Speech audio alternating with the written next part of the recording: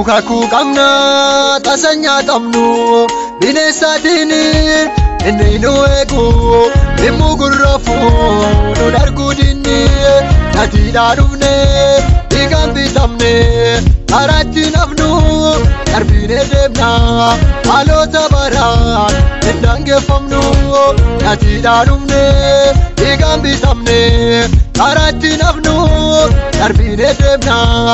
alota baran endange famnu alota baran endange famnu alota baran endange famnu alota baran endange famnu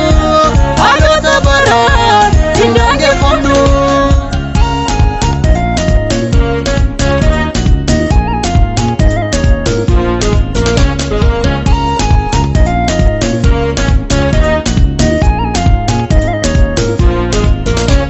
Godon jirenya kenya illi ala dargamu gadi duma yodeme hunden kenni jaba